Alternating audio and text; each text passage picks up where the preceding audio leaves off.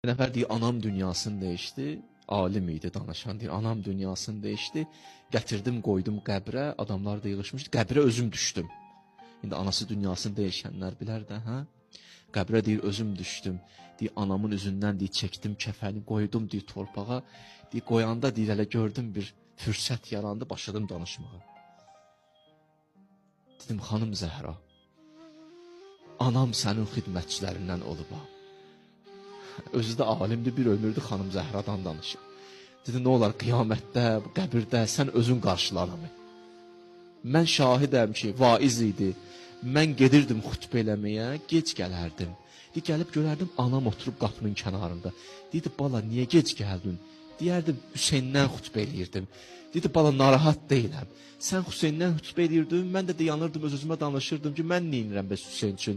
Dedim, bax, mən də Hüseynin əzadarının yolunu qapıda gözləyirəm ki, Hüseyn, anon Zəhra inşallah qiyamət günü məni qarşılayır.